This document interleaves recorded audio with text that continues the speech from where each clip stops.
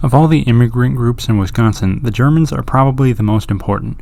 Today, I'll be explaining the information including and limited to how they immigrated to Wisconsin, why they immigrated to Wisconsin, where they immigrated in Wisconsin, the culture they brought with them, and their greater impact on Wisconsin as a whole. The first thing you need to know about German immigration to Wisconsin is that they all didn't leave at once, instead leaving in 3 waves, as you should probably see on screen right now if I did my editing job properly.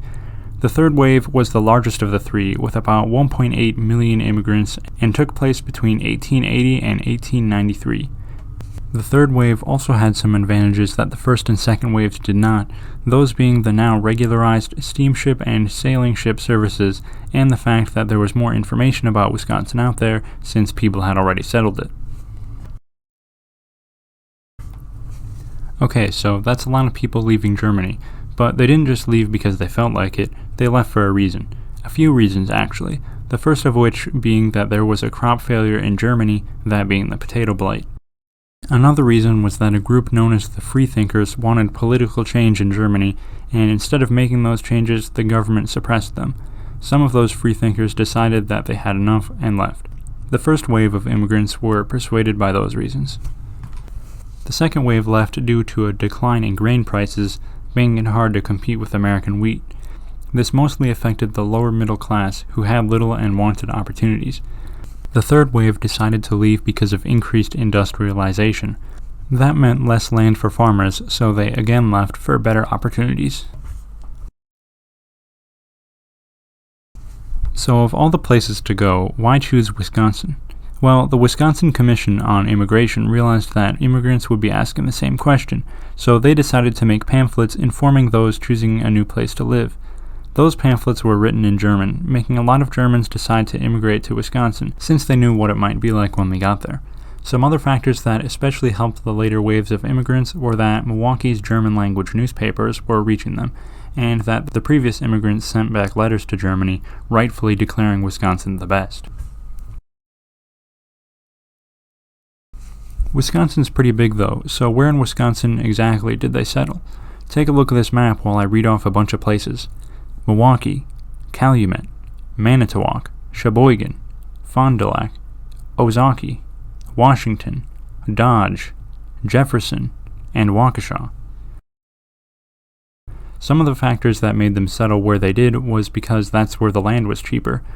Additionally, a letter from a German immigrant mentioned that they settled in a wooded area because a scarcity of wood in Germany showed them what a lack of it could do. In terms of culture, a lot of them were either Lutherans or Roman Catholics, so they brought those beliefs with them. Their religion also affected their family and marriage patterns, since usually people of different religions don't get married. Food is another large component of culture, and Germans brought a variety of foods, including Sülze, a type of sausage, Grützwurst, another type of sausage, and Schwarzsauer, which is surprisingly not a type of sausage, but a stew made of goose and duck. To touch on one more component of their culture, they also were big fans of polka music, which I'd play for you now, but then you'd notice that the rest of the video doesn't have music and it would seem too quiet. So, moving on.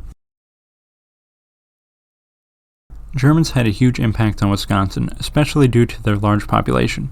In the 1850 census, over 10% of Wisconsin's population identified as German, which expanded in 1990 to over 50% of the population identifying themselves as having German heritage. The dairy industry was heavily influenced by the Germans, who thought to make their farms a permanent home, which made dairy farming much easier. They also built barns to shelter their animals, which is seen everywhere today. Germans also had a great influence on architecture, which was really built to last.